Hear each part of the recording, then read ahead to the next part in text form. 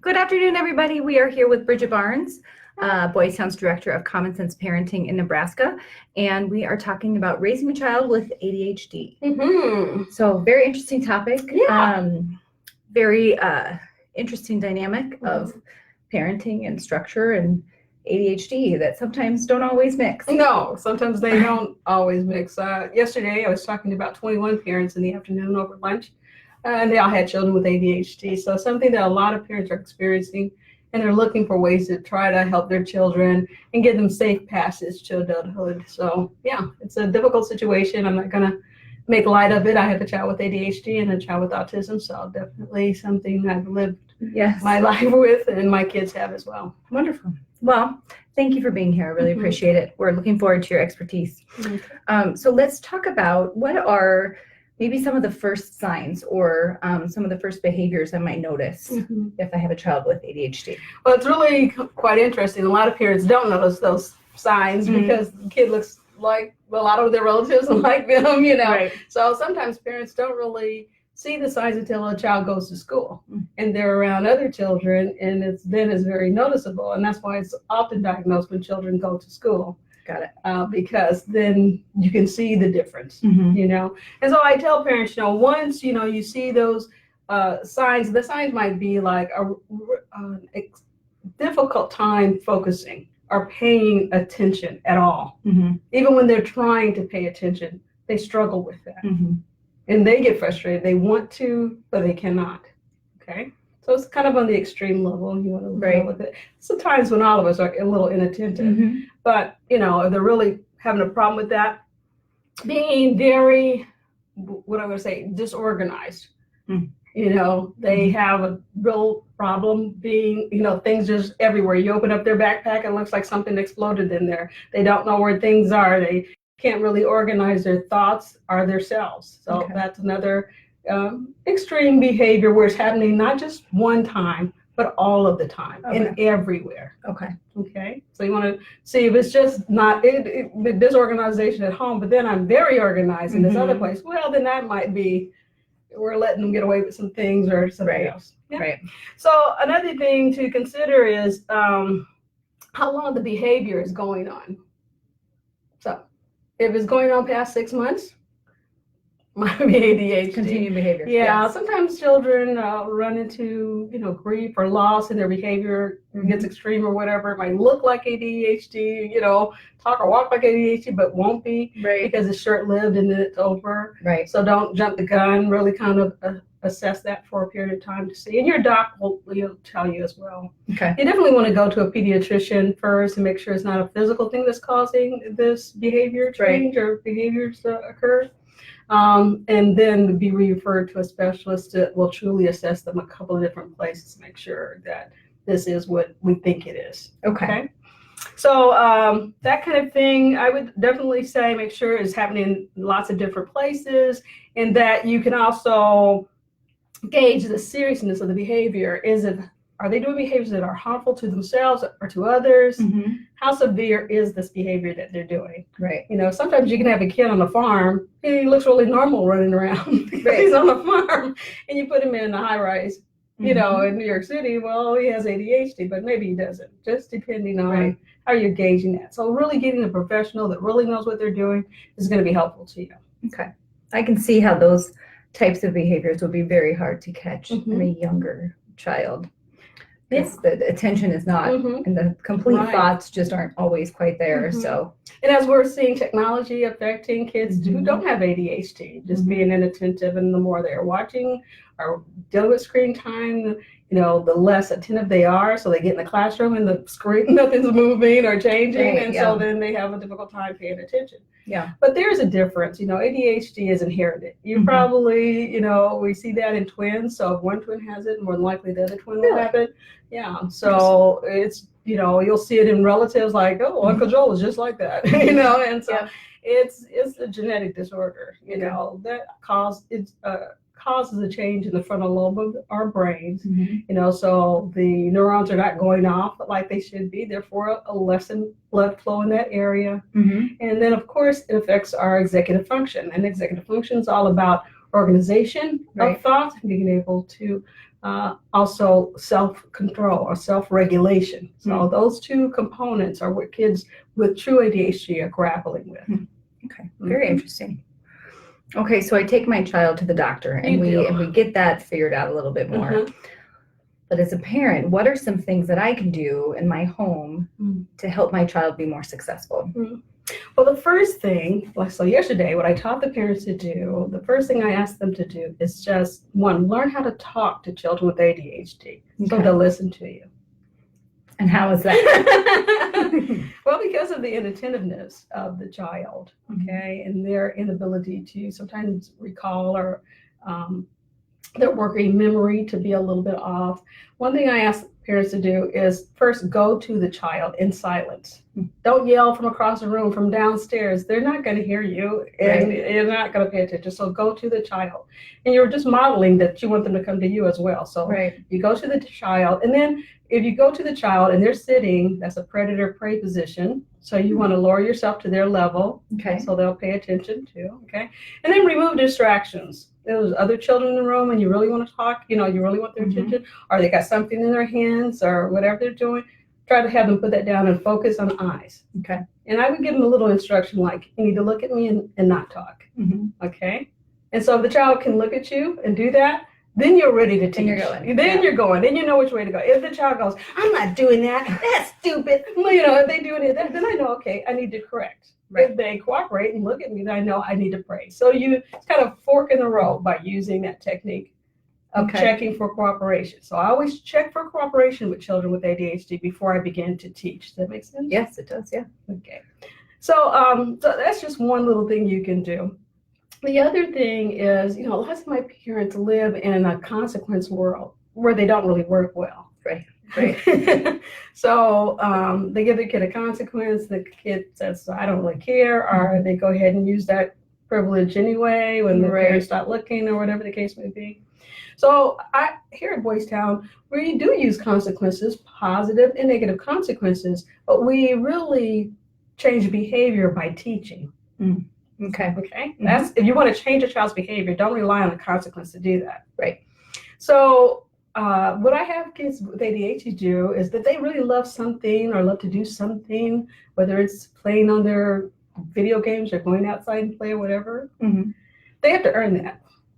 By practicing the skill they have a deficit in. So 3 times in the morning, they're practicing how to follow instructions to get the thing they want.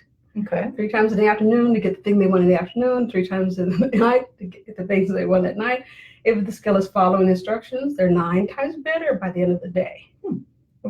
And so then you're building up the skill versus waiting for them to do it wrong and clobbering them with a negative consequence. And you'll be doing that all day long and twice on Sunday because that's how much behavior kids with ADHD will do. You'll never be off.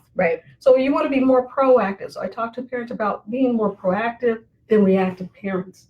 You really can't do that with kids with ADHD because you'll be reacting a lot. You will. And that'll burn you out, and you'll just stop trying to parent because you'll just be burned out. And this is a lifelong disorder. It doesn't go away. You learn how to manage it better, right? So that's really good. So really learning that consequences are there to support, just to stop the kid long enough, but teaching is what changes behavior. So that's one little thing, and being a lot more proactive, have kids earn the stuff that they want. Versus losing all the time. So you teaching wanted behaviors. What are some other behaviors like following instructions that I need to make sure I'm teaching? Big one, staying calm. They get frustrated very easy, and they need to learn how to stay calm. And one is just doing calming down strategies with them, having them practice that before they have a meal, before they go off to school, before they get out of the car, just practicing that all the time. Meditation is really good for these kids and for the parents for that matter. Meditation in the morning and right before we go to sleep at night, just kind of, learning how to meditate before I take a test or whatever. It's not a skill, but exercise is important. Studies show if you exercise 20 minutes before you take a test, you're probably going to be better at it. So, if you can put some exercise in their life in the morning and the evening, that they are moving, it's going to be really good for them. So, but staying calm is a big skill, following instructions, definitely knowing how to interrupt. They tend to not know how to interrupt other people. Yeah, They just jump right in there. So learning how to wait your turn and interrupt. Social cues, they don't always get that, right? They think, my son would say, he's my best friend. And I'm looking at that kid's face, knowing the kid is like, no, we're not friends. And so he wasn't picking those cues up. How close can I be to people? How to pick up cues. So we would practice that. And there's some really great books out about that show a picture between, this is somebody standing too close. This is where you should be. Look at this facial expression, that kind of thing. Yeah.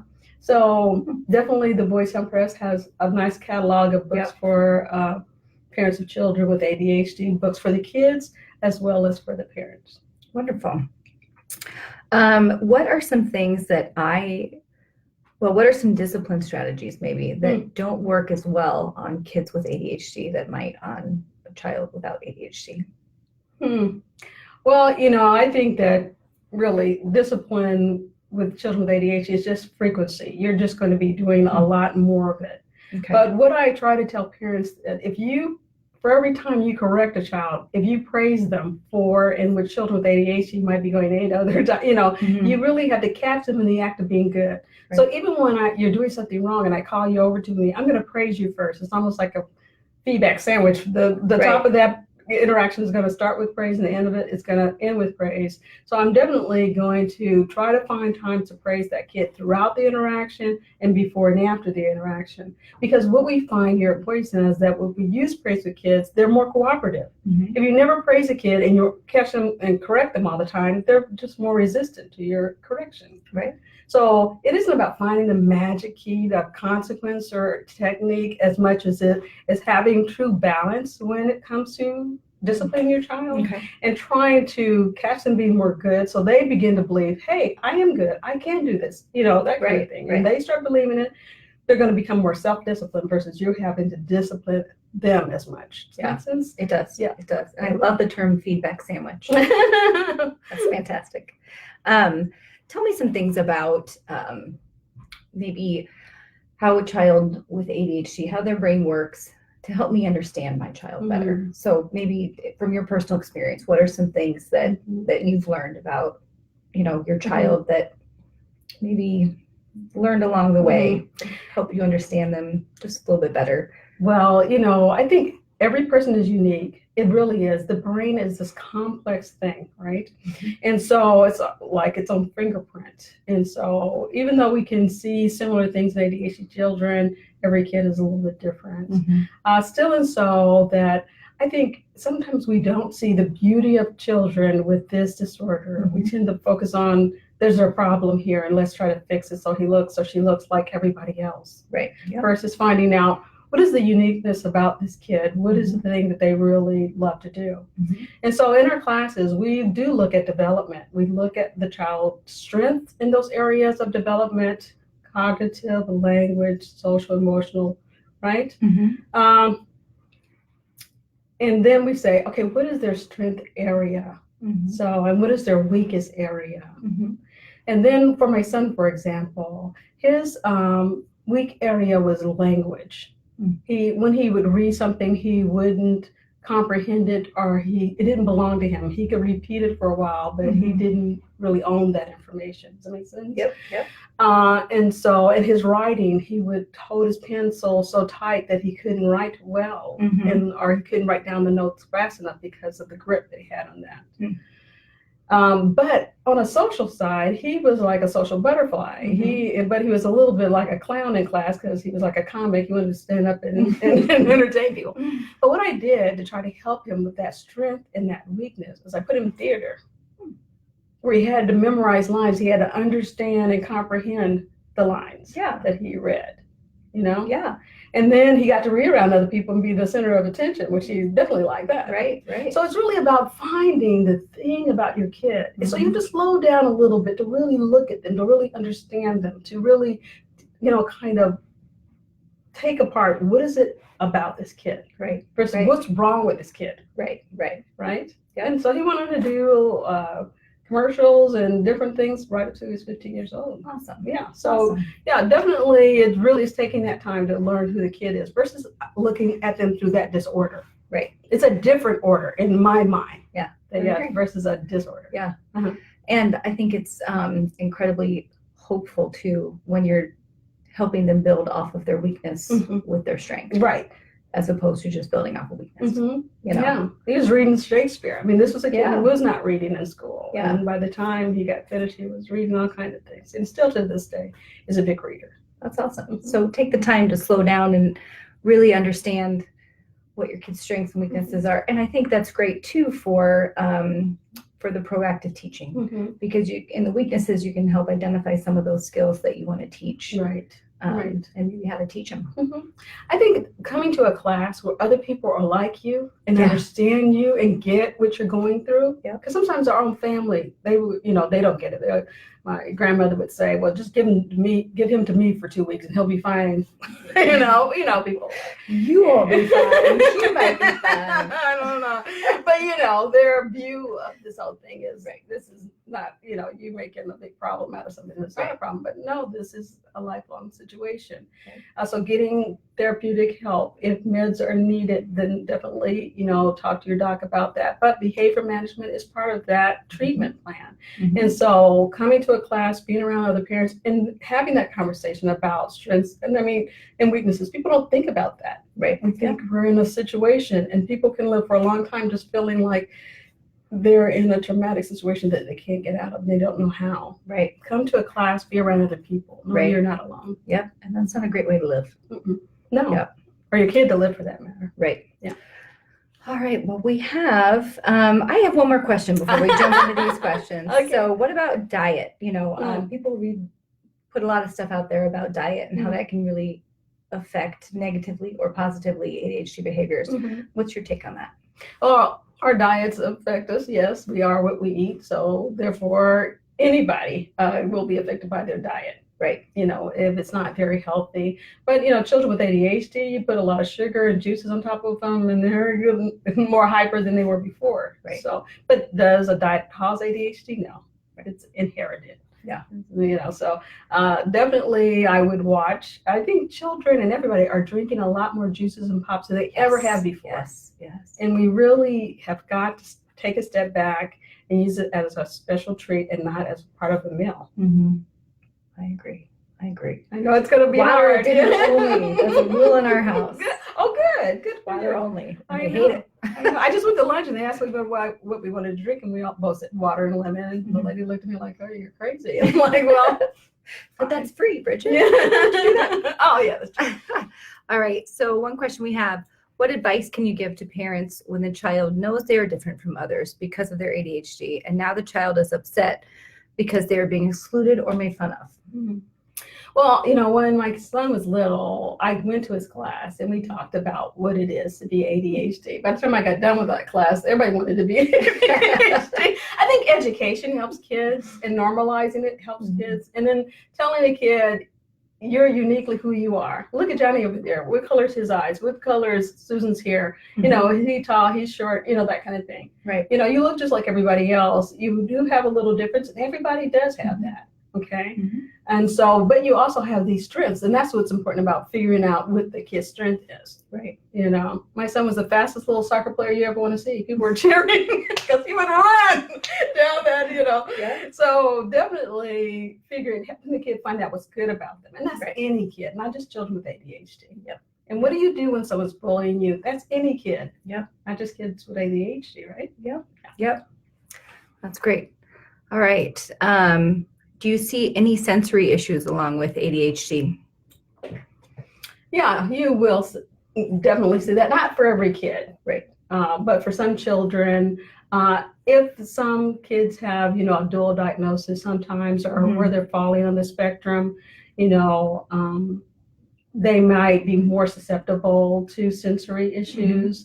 I know that there's a girlfriend of mine runs a little group of kids who are on the spectrum, and they have a friendship club. And so one little guy with ADHD has to have a little hoodie on when we go to a game or something. He has to, have his ears covered, And so just depending on the kid and where they're falling on the spectrum. That's not for every kid. Another kid, doesn't have to have all those things. Right. So working with your doctors, finding out what your kiddo needs and getting them kind of acclimated to places so they can be able to function is good.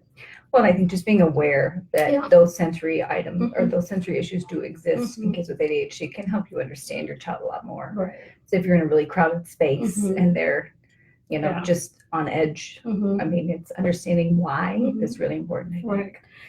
And I tell them, don't shop for long periods of time. Kids can't take it. Their attention span can't take it. They just can't take it. I can't take it. Exactly. Me either. I think my husband's like, he loves to shop. I'm like, let's get out of here. So my thing is, you can take them on short little bursts, but if you're going to be there for a long period of time, you need to find some other way, that give a break. To give them breaks, or they don't go, one person stays behind while the other one shops, and be a nice way for you, And so just being aware of your kid and making those accommodations when needed. Right. Right. All right. I have young children, 4 and 2. How do I tell the difference between being a toddler or possibly having ADHD? Are there some signs I should watch for? The ones that we mentioned before, the constant movement and ability to focus. But when they're very, very young, usually they're not diagnosed that young. I've only seen that a couple of times, and I was a little suspect of that, So I think that, the younger they are, the more they are just toddlers, and we just keep an eye on it. I mean, mom's gut, this is different. Something's not right here. Yeah. Is a good, and to talk to your pediatrician about it and make sure they're aware. I would start keeping a journal a little bit, just a calendar with what's going on and that kind of thing. Right. So that when you do go into the doc, you can say, well, look, this is what we're seeing going on with our kiddo. Right. Because a lot of times you get into the doctor and just say, there's something wrong, and you don't have any data. Right. So start keeping a little diary on what's going on with that kiddo. But I wouldn't say that at that point we need to start looking at, whether they have ADHD. Now someone might disagree with that. We have some wonderful docs at the Behavioral Health Center who that person definitely should reach out to and ask even more questions about their kids. And Right. All right, I have a 7-year-old with cerebral palsy and ADHD. How can I tell if his outburst is caused by his ADHD or maybe an involuntary impulse from his cerebral palsy? I think I would react either way. Okay. You're going to react to that either way to try to help the child to calm down, to soothe themselves. The real thing about whether there's a cerebral palsy or whether it's ADHD is that we make sure that they're safe, that we kind of talk about things ahead of time so they can calm themselves down as soon as they begin to feel, and they can get themselves self-soothed so they don't have a major situation. Right. But once it does happen, all we're going to focus on is not getting consequences or trying to correct them, but helping them to calm themselves down by being calm, and creating a calm environment as much as we can. Right. And then teaching that skill. Yes. Before ongoing. After it's over, let's talk about what we can do differently, what makes you feel anxious. And they got we at Boys Town, I really love it. Your Voice, Your Life has a really beautiful app. It's really great. And you can put it has little faces about your mood, and it tracks that and can say, you've been feeling kind of anxious. Maybe you should try, this breathing or this kind of thing. So you don't have to be on point all the time. The kid can put that into the phone or to your phone, and you can be able to try it that way. Yep. And the app is My Life, My Voice. Yes. The website is Your Life, Your Voice. So just in case you're looking, it's on the App Store and on Google Play. Okay. What should I do if my child who has ADHD melts down? Should I just let him melt down until he is calm? He's in grade school.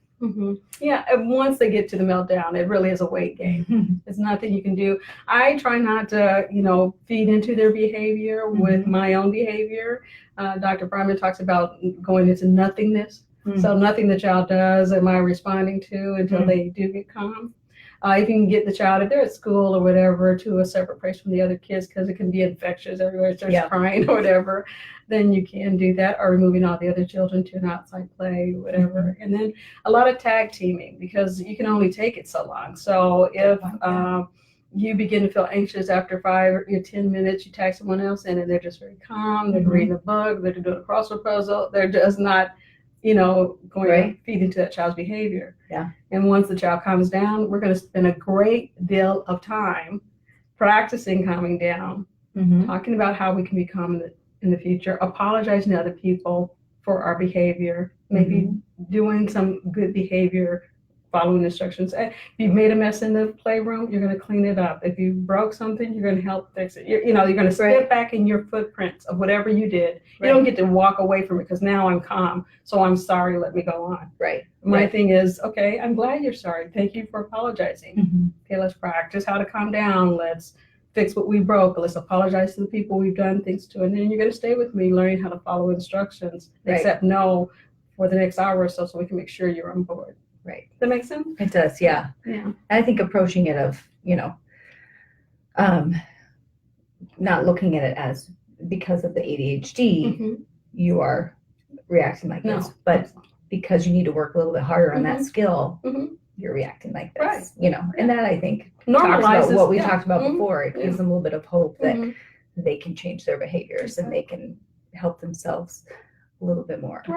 But I don't be tougher for them, but But I don't say you're ADHD, so I'm going to give you, a free pass. In fact, because you're ADHD, you might have to work a little hard, but I'm going to treat you just like any other kid. This kid over here had a tantrum, he'd be doing the same thing. And so are you. You might be doing it more frequently because you're struggling with your ability to stay calm, which alerts me I need to be more proactive. I need to be practicing with you during your neutral times versus waiting for you to have that meltdown. So to that parent, I would definitely say if you're seeing some meltdowns happen, that child should be practicing at neutral times how to calm themselves out and self-soothe in order to get the things that they want. I think parents of children with ADHD probably need a lot of self-care. We talk about that a lot, but it feels like you're on a lot when you have a child with ADHD, and you really have to be teaching all the time. So I would assume that's a very important piece of Yes. I must have walked across Nebraska. So definitely having an exercise regime for yourself is good. Meditation is really a good thing. Knowing you're not alone, being able to talk to other people that talk and walk and are dealing with things like you, and getting professional help that you feel like I can trust this, and that really makes a difference. And so our practical, purposeful parenting approach really helps parents really do something today that I think can change their lives. Maybe not in overnight, but over time. Parents have said to me, "Man, Bridget, that really helped me get through a real difficult time." It can affect your marriage. It can affect your life if you don't let getting on the same page with that significant other. And it's kind of like a grief and loss. You kind of had a view of what your child's life was going to be like, right? Then you realize this is going to be different for my kid, and that's a big thing for parents to face. And so different, but maybe different in a wonderful way. But initially people are like, wow, what is this? This is tough. How do I deal with this? I wasn't prepared for this. And so getting to the point of accepting the disorder, accepting the child in the ADHD. And then once you get to that point of accepting the whole child, now we can move forward with what can we do to find out what's unique about this kid and helping them to use that, and celebrating that often. All right, let me just make sure that we got everything I think that we did. All right, well, wonderful. Thanks so much, everybody, for joining us. And do you have any upcoming ADHD classes for Common-Sense Parenting? Yes. Awesome. Well, we'll share those on the comments down here. So if you're in the area and you want to join. I'll be teaching that class. So I don't teach it more than 4 times a year. So unfortunately, but that's my schedule right now. Awesome. Well, thanks for joining us, Bridget. Thanks for all the questions. Have a great day, everybody. Bye, guys.